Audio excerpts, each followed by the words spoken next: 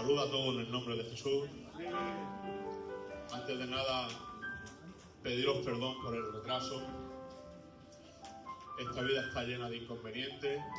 Amén. Pero bueno, gracias al Señor, aquí estamos en la presencia del Señor, a su misericordia y a su favor, que Él hoy nos ha permitido el poder estar aquí. Amén. ¿Cuántos vinieron hoy con deseo en el corazón de que Dios nos va a bendecir en este culto? ¿Saben? En tener una actitud de hambre de Dios, esto provoca de que Dios trabaje para preparar cosas de antemano. Yo tengo confianza con el pastor, amén. Me conoce desde pequeño, prácticamente me ha visto crecer. Y si yo le invito a la casa al pastor y a la pastora a cenar, y yo le preparo un gran banquete, el único requisito que él tiene que poner es tener apetito. Yo me encargo de preparar la mesa y él lo único que tiene que hacer es tener hambre. Venir con hambre a la casa y disfrutar de lo que le pongo. El Señor de antemano ha preparado bendiciones para cada uno de nosotros. El Señor es el que vela cuando nosotros dormimos. Él es el que cuida la casa y prepara todas las cosas de antemano para que nosotros disfrutemos y a nosotros nos pueda llegar su bendición. Por eso en esta tarde el único requisito que te pide el Espíritu Santo es que tengas hambre y sed de Él. Porque los que tienen hambre y sed de Él, solo Él sabe saciar el alma. Conozco a personas que tienen un gran intelecto, una grande fraseología, un gran conocimiento. Pero el conocimiento humano y el intelecto del hombre te puede enriquecer el conocimiento y poder hacerte saber un poquito más. Pero no pueden llegar al alma, porque al alma no hay quien llegue. Pero en esta tarde aquí hay una persona llamada Espíritu Santo. Escúchame, que te conoce, que vela por tu vida, vela por tu casa, que Él está atento de ti. Créemelo, que Él cuida de ti, que Él no se olvida de ti, que Él está atento a lo que te sucede. No te olvides que las acusaciones del diablo pierden su efectividad cuando entiendes que Dios contaba aun con tu error. Aun con tu error, el amor de Dios no tiene variación. Nosotros nos podemos equivocar. ¿Me acompañáis a la Biblia un momento? Dice la Biblia que estaba Pedro el impetuoso.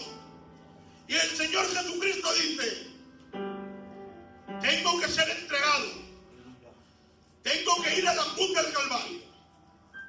Y dice la Biblia que salta Pedro el impetuoso y dice: yo no te voy a negar. Es más, no tan solamente no te voy a negar, sino que donde vayas iré. Y dice la Biblia: Pedro, de cierto te digo que me negarás 3 veces. Y dice la Biblia que llega el momento donde la multitud le dice: tú eres uno de ellos. Caminas como ellos, te pareces a ellos, tú eres uno de él. Y Pedro contesta, dice: yo no. Y dice la Biblia que lo negó. Y dice que en aquel momento hubo un cruce de miradas entre la mirada de Pedro y la mirada de Jesús. Pero cuando Jesús se le queda mirando, en su mirada no hay reprensión. En su mirada no hay una mirada de castigo. En su mirada hay una mirada de comprensión, diciéndole: te has equivocado, me has negado, pero por encima de que me has negado y te has equivocado, el amor que yo siento hacia ti no tiene variación, porque yo no soy como el hombre. Yo te conozco desde que naciste hasta el día de hoy. Por eso los errores nos sorprenden a Dios, nos sorprendemos nosotros, aun cuando nosotros nos equivocamos, viendo que el amor de Dios sigue estando sobre nosotros. Gloria a Dios. Es el amor de Dios. Menos Menos mal que Él no me paga conforme me merezco, tío Ramón. Menos mal. Porque yo no merezco nada. Pero es su gracia, es su amor, su fidelidad, que nos permite y nos hace estar aquí. ¿Quieres saber la máxima expresión de amor de Dios hacia la humanidad? Mira la cruz del Calvario. ¿Sabes qué pasa? Que nuestro Dios no es como el hombre. El hombre dice mucho pero hace poco. Dios dijo que te amó, pero lo demostró con la entrega de nuestro Señor Jesucristo. El hecho de la cruz y la entrega fue la demostración de amor que sentía Dios hacia la humanidad. Juan 3:16, de tal manera amó Dios al mundo que ha dado. No solamente se quedó en una expresión, sino que también fue un hecho. Porque Dios no es como el hombre. Dios habla y lo que habla y lo que promete lo cumple. ¿Cuánto entiende que en su palabra tiene cumplimiento?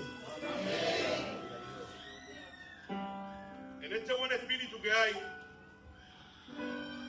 me siento dichoso y contento y feliz de poder estar aquí en la iglesia y compartir este culto. Miren, yo vengo con un cometido. Yo voy a predicar lo que el Señor me deja predicar, pero yo vengo con un cometido, vengo con una frase para una mujer. Aleluya. ¿Sabes que a veces no se necesitan conquistar, que la palabra conquista masas? A veces simplemente Dios se levanta del trono por amor a una persona. Amén. Dios no mide la matemática ni la lógica. Dios no mide la matemática ni la lógica.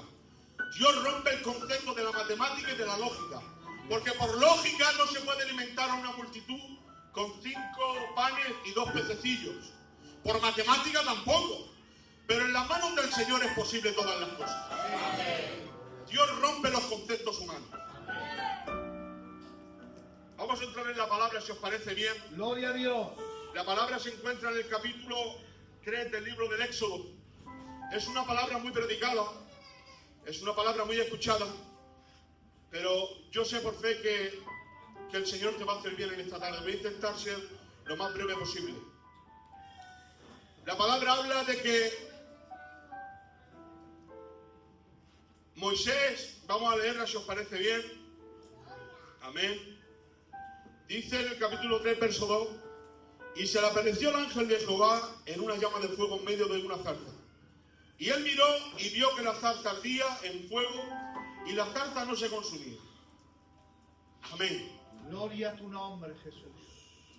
Dice la Biblia que estando Moisés apacentando las ovejas de su suegro Jetro en aquel desierto, dice que contempla una gran visión.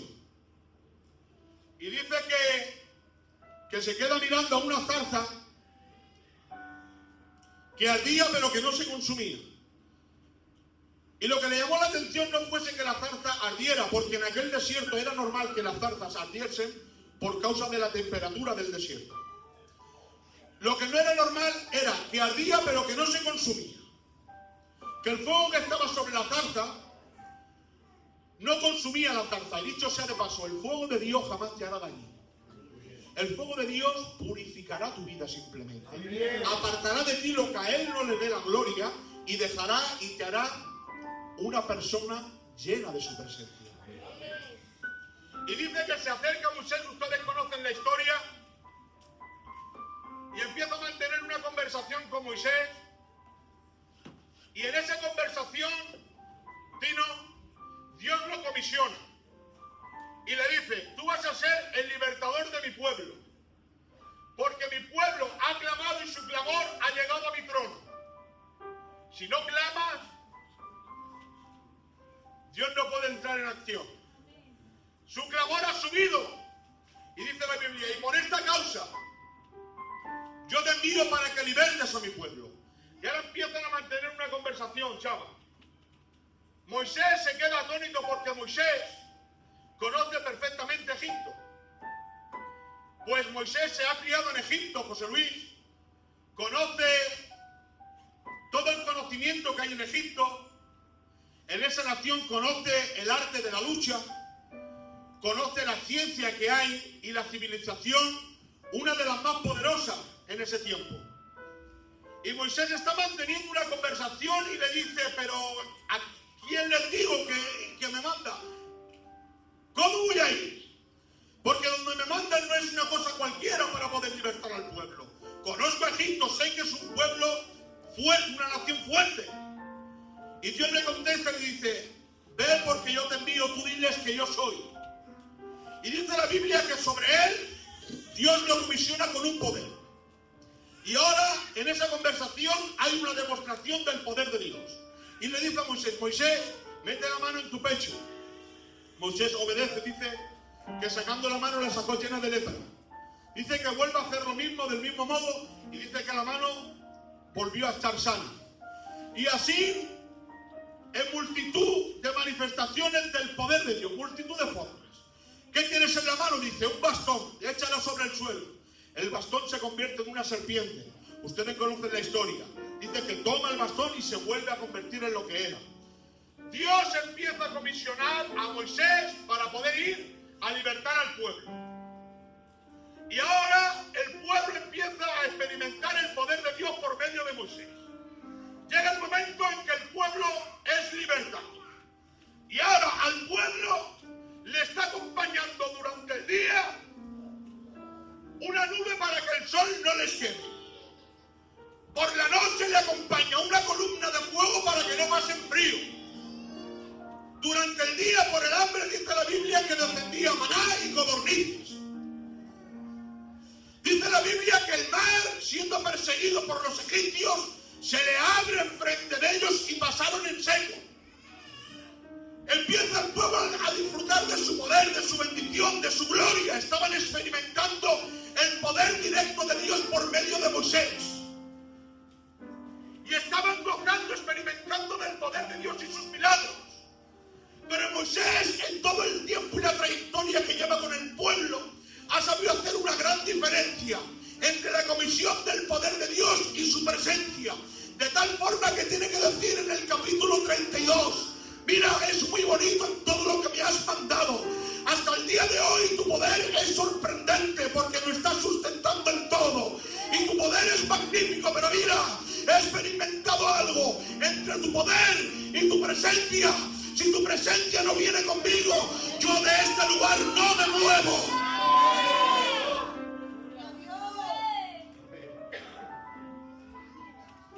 Una cosa es el poder de Dios que te comisiona y otra cosa es su presencia. Porque los que persiguen a Dios por un milagro, cuando el milagro acontezca, desaparecerá también la persona juntamente con el milagro. Pero quien se enamora de su persona se queda cautivo de él para toda la vida. Y yo le pregunto al tío Ramón, por ejemplo, tío Ramón, ¿qué has visto en él para que te enamores? Dios. Vivir para ti en casa.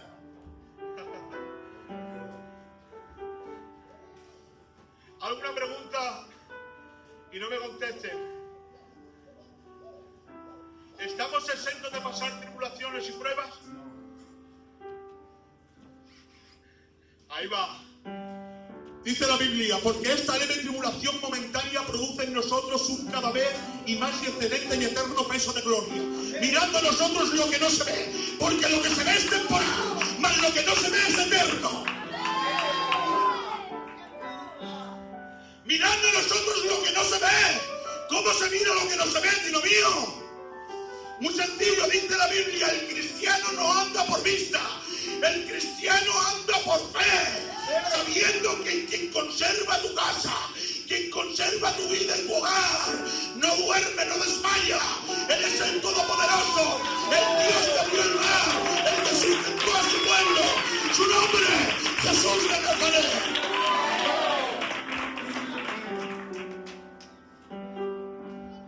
De esta forma, Dios demostró a los egipcios ser el único Dios verdadero y que no hay ninguno como Él.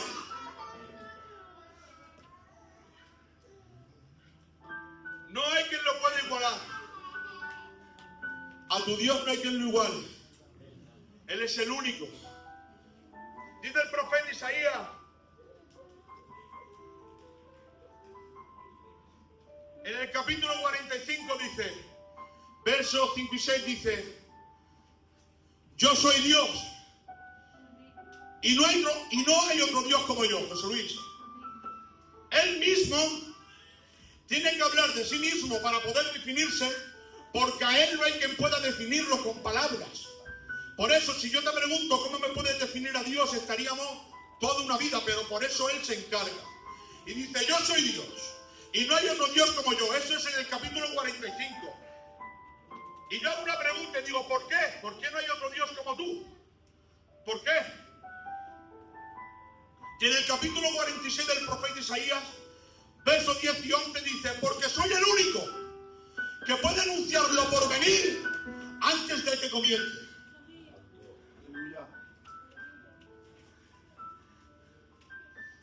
A ver si me expreso. Eres el resultado de una aflicción.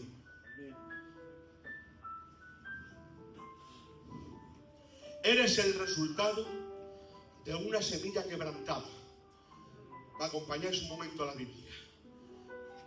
Dice la Biblia, la hora ha llegado. Es la hora de la potestad de las tinieblas. Estaba hablando de la entrega. La hora ha llegado.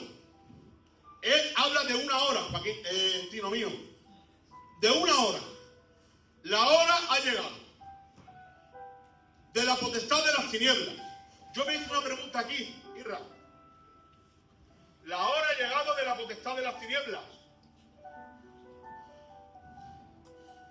Dicho de otra forma, la hora y la entrega de nuestro Señor Jesucristo fue por voluntad de Dios para que se cumpliese lo que Él quería que se cumpliera. Por eso Dios desde la eternidad establece una hora para que Él fuese prendido. Entonces, la gloria y la honra en todo momento se la lleva a Dios. Satanás, aunque hizo su trabajo y los alguaciles hicieron su trabajo, esa gloria no se le atribuye a la potestad de las tinieblas. Se atribuye a Dios, que desde su conocimiento anticipado Él preparó una hora exclusiva para que se cumpliese el propósito de Dios. Dice el libro de los Hechos, capítulo 2, verso 21, dice, a este entregado y crucificado por el determinado consejo y anticipado conocimiento de Dios, prendisteis y crucificasteis. A este entregado y crucificado por el determinado consejo. ¿Qué determinado consejo? Es porque Dios revela en la tierra lo que ya se formuló en el cielo. Por eso te digo que todos los acontecimientos de tu vida en tu casa, Dios tiene el control. A Él no se le escapa nada. A Él nadie le pilla de improviso. Le pega un chiflío a los apóstoles y dice, ¡hey, chavales! Pasemos a la otra ribera. Y dice la Biblia que se montan en la barca.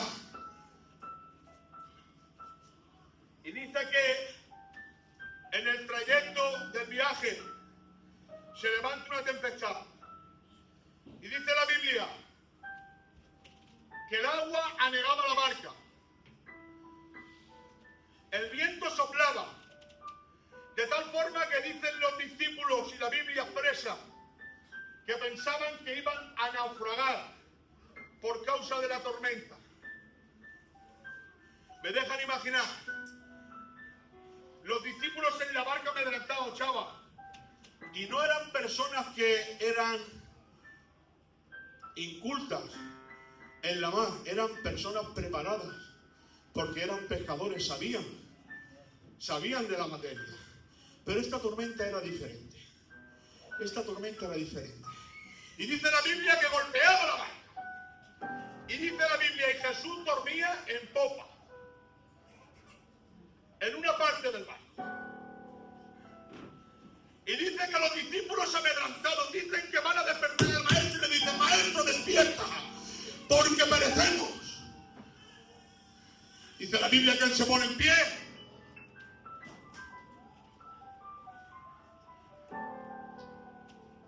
Y le dice al viento, enmudece. Y al mar le dices, detente. Dice la Biblia, todo lo que fue hecho por Él y para Él. Y nada de lo que ha sido hecho hubiese sido hecho si no hubiese sido por Él. Y ahora Él empieza a hablar con la naturaleza. Y ahora Él se dirige a la naturaleza y le dice, te reprendo. Al viento y al mar le dice, enmudece. Y ahora el viento tiene que escuchar la voz de su creador. Y cuando el viento escucha la voz de su creador, se retiene. Y cuando el mar escucha la voz de su creador, se retiene diciendo, viento, ¿has escuchado? Y le dice el viento al agua, sí. Yo también he escuchado. Y le dice, ¿esta voz no te suena familiar? Y dice, sí. Él es nuestro creador. ¿No te acuerdas cuando nos creó? Dice, sí. Dice, entonces, ¿qué vamos a hacer? Dice, nada. Sométete, no te levantes, enmudece. Él es el motivo por lo cual nosotros existimos. Él es nuestro creador. Por eso no hay tormenta que rompa la barca. No hay tormenta que te haga naufragar. Jesús, autor y consumador de la vida, Él está contigo en la casa.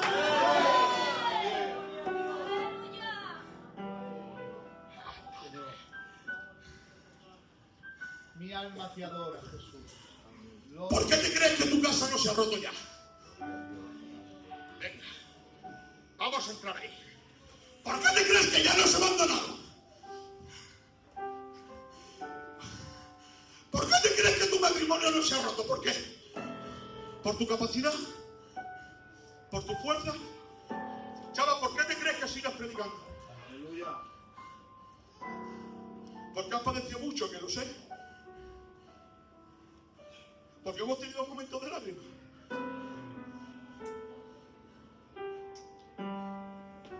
Si hoy estás aquí, es porque Él siempre está contigo. No estoy de acuerdo, Él siempre está contigo. Si no, las cosas no pueden funcionar. De verdad. Créeme, de verdad. Las cosas no pueden funcionar si Él no está. Si Él está, funciona. Si Él no está, no funciona nada. De verdad. Yo no estaría predicando aquí hoy. Porque la vida me ha golpeado. La vida me ha hecho una herida grande.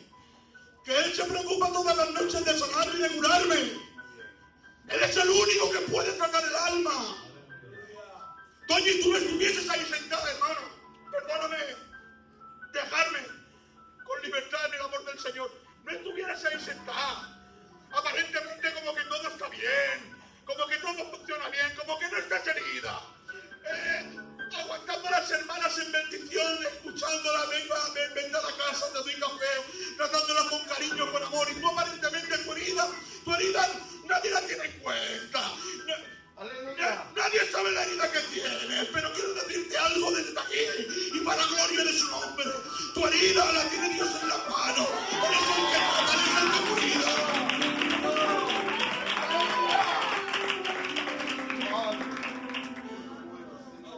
Mesías, ¿qué no hemos pensado?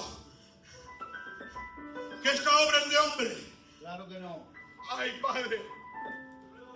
¡Ay, Padre! Por eso, a mí me da mucho temor cuando subo por aquí y miro ahí el frente y me quedo mirando y digo, Espíritu Santo, ayúdame.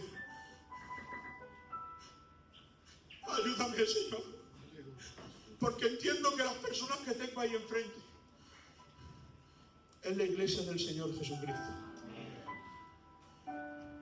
El motivo por el cual Él se dio en la cruz del Calvario. Líbreme, Jehová, de hacer daño a alguien, o que en mí esté la pretensión de dañar con mis palabras. Líbreme, Jehová. Eres tan importante para Dios. Mira, yo reprendo las acusaciones del diablo en el nombre de Jesús. Reprendo las mentiras del diablo. tienes un valor muy alto. Te tengo que condenar, humanidad. Has quebrantado el mandamiento en Génesis. Y como yo soy amor,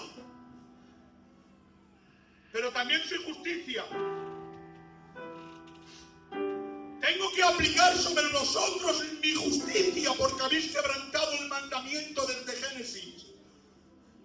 Ustedes conocen la historia, que por esa causa toda la humanidad está en pecado y quedemos destituidos de la gloria del Señor. Y Dios desde el trono tendría que decir: os tengo que juzgar y tenéis que pagar el pago. Y tenéis que pagar el precio porque habéis quebrantado el mandamiento. ¿Sabéis ustedes que los jueces se ponen una toga y se suben al bima para poder celebrar el juicio? Y desde ese lugar sentencia al acusado. Y en esa silla del acusado estaba yo, vuestro hermano Raimundo.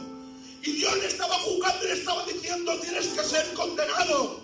Tienes que ser, aleluya, te tengo que aplicar mi justicia porque has pecado. Y yo le hago una pregunta y le digo: ¿pero cuál es el precio? Y él me contesta y dice: sin derramamiento de sangre no hay remisión de pecados. Tiene que haber un sacrificio. Y yo me quedo mirándole asustado y digo: eso es imposible. Yo no puedo hacer eso. Y él me contesta y me dice: no te preocupes. Te he tenido que juzgar como juez. Pero ahora me quito la toga. Me quito la toga y la dejo en la silla. Y ahora desde abajo abogo por ti. Y me entrego en la cruz del Calvario. Yo pago el precio del rescate por la humanidad.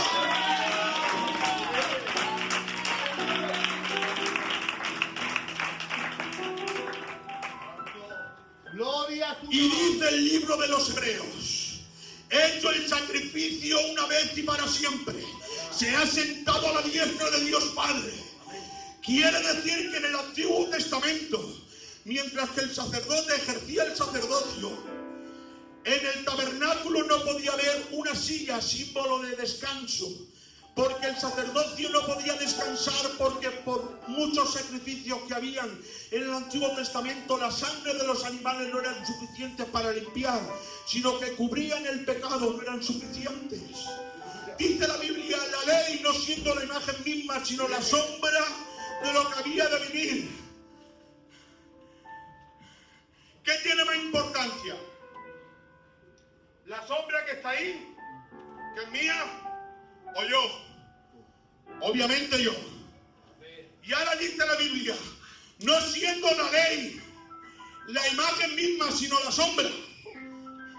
¿Sabe lo que ha hecho la ley? Conducirnos hasta Jesucristo.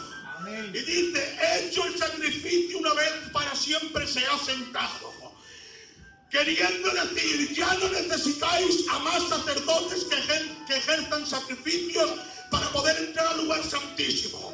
Mi sacrificio es suficiente para que todos los días, cada vez que quieras, puedas entrar al lugar santísimo para hablar conmigo. Aprópiate de lo que te pertenece por derecho legal. Sí, por derecho legal. Porque la salvación no es por obra ni por pago humano, es por gracia, por misericordia. Lo que Satanás quería invadir por fuerza, Dios te lo ha dado a ti de gratis. ¿Sabes por qué a Dios no le molesta que los ángeles revuelen por su alrededor? Claro. Porque incluso mis niños se suben por encima mía, juegan conmigo, me tiran de los pelos, hacen conmigo lo que quieren. Pero ¿sabes lo que yo veo ahí? Un trato de cariño, de amor. Yo no interpreto que me quieren suplantar mi autoridad. Y Dios no interpreta cuando los ángeles voletean por encima de él. Él no interpreta que quieren suplantar su autoridad, porque él ve el corazón. Pero hubo alguien que sí quería suplantar su autoridad. Entonces tuvo que ser desechado. Pero en ese lugar, por eso el diablo no te puede aguantar. Satanás no te puede aguantar. Te ve y se chichaba. Vaya, ya lo he dicho. ¿Sabes por qué? Porque lo que él quiso tomar por fuerza, Dios te lo ha regalado. Me voy pues a preparar morada, para que donde yo esté vosotros también estéis. Porque en la casa de mi Padre muchas moradas hay. Si así no fuese, no lo hubiera dicho. Me voy pues a preparar morada, para que estéis conmigo. ¿Cuánto esperan esas moradas? Yo anhelo, todas las noches se lo digo al Señor, deseo el día en que tú vengas. Deseo en todo, mira, en toda mi vida no he podido desear más este versículo. Porque el Señor mismo, con voz de mando, con voz de arcángel y con trompeta de Dios, descenderá de los cielos. Y los muertos en Cristo resucitarán primero. Luego nosotros, los que hayamos quedado, seremos arrebatados juntamente con ellos para recibir al Señor en el aire. Y así, de esa forma, estoy con ellos y con Él para toda una eternidad. Tengo que darte una noticia en esta tarde. Habrá un tiempo y un día donde se van a acabar las lágrimas, donde se va a acabar el dolor, donde se va a acabar la desesperación. Allí va a ser sonrisas. Allí va a ser gozo, allí va a ser alegría, allí va a ser la satisfacción del alma que tanto desea. Por eso vengo en esta tarde diciéndote: soporta, aguanta, resiste. Pronto el Señor aparece. Pero es que estoy viviendo un momento muy duro. Dice la Biblia que su sudor, disculpen la expresión, eran como grandes gotas de sangre de nuestro Señor Jesucristo en Getsemaní. Y tiene que expresar y decir: mi alma está angustiada hasta la muerte. Por primera vez se iba a experimentar la separación del Hijo con el Padre. Y esta es la mayor angustia que podía pasar el Hijo. Dice la Biblia que se empieza a debilitar. Y hay un hecho en la Biblia que me llama la atención, Tino. En Lucas capítulo 22 lo podéis ver si queréis. Dice la Biblia: y bajó un ángel a fortalecerle. Vale. Qué fácil se ha dicho, ¿no? Isra, qué fácil, ¿no? Bajó un ángel a fortalecerle.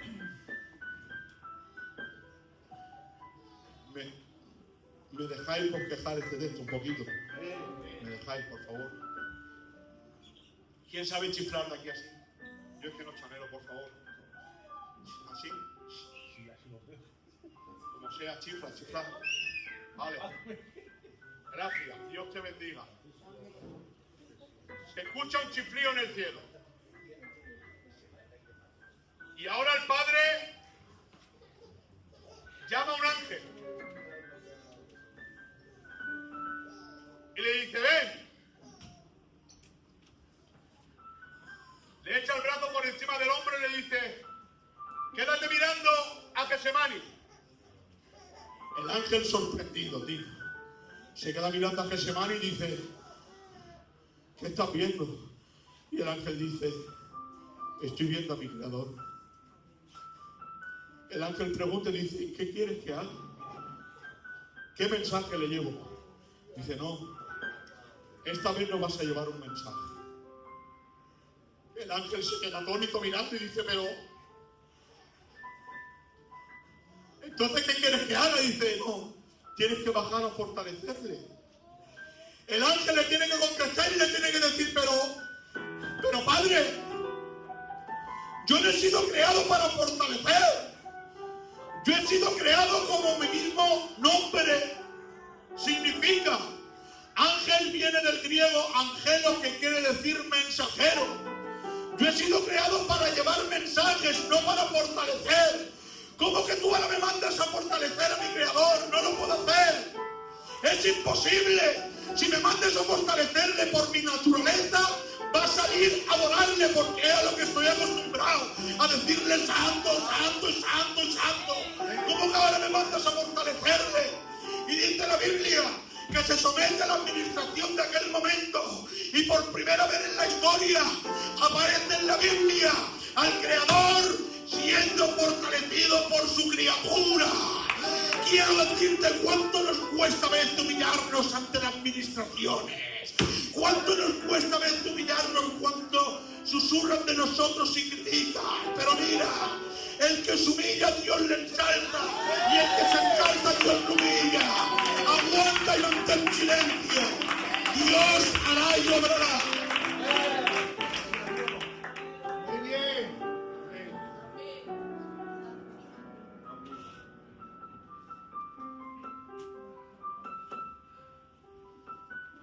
Aguanta. Con este escenario bíblico voy a dejar. Dice la Biblia que es llevado ante el patio del gran Poncio Pilato, nuestro Señor Jesucristo. Y ahora dice, lo presentan y se empieza a emitir el juicio.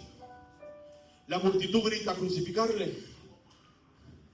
El signo de muerte, crucificarle. La multitud con falsas acusaciones.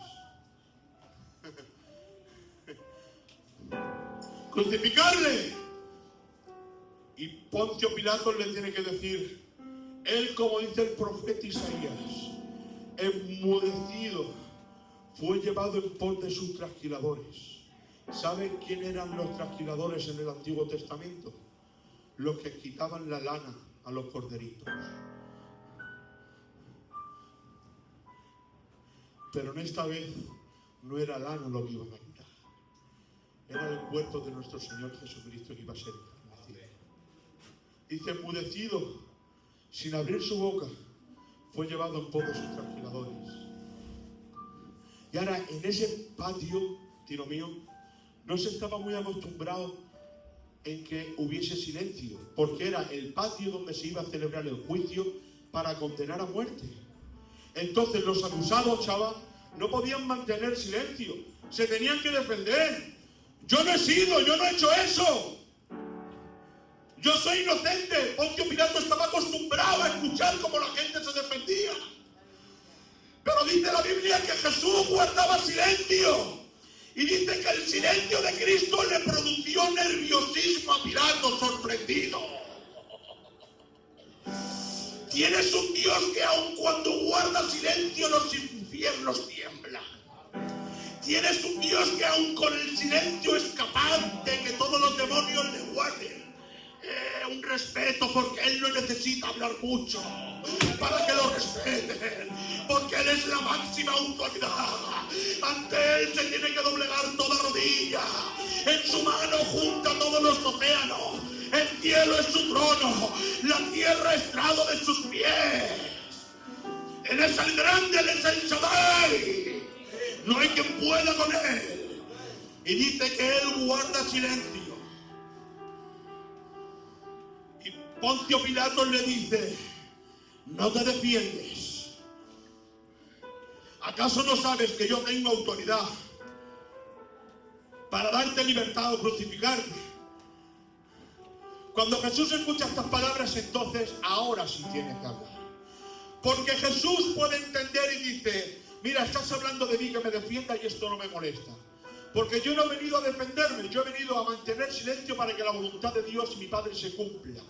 Pero si te quieres atribuir algo que a ti no te pertenece, entonces te voy a contestar. Y Jesús le contesta y le tiene que decir, ninguna autoridad te es dada sobre mí ahora, sino la que te procede de arriba. ¿Sabéis lo que le estaba diciendo? En otras palabras, tú, gran Poncio Pilato, gobernador de Roma, tú que tienes ejércitos a tu servicio, concubinas, palacios, cetro y oro, tú que tienes poder, aunque tú tengas poder y autoridad sobre este reinado, lo que tú vas a hacer ahora no lo vas a hacer porque tú seas el gran Poncio Pilato, no, sino porque mi Padre desde el cielo te permite un momento de autoridad sobre mí para que su propósito se lleve a cabo y su voluntad sea terminada.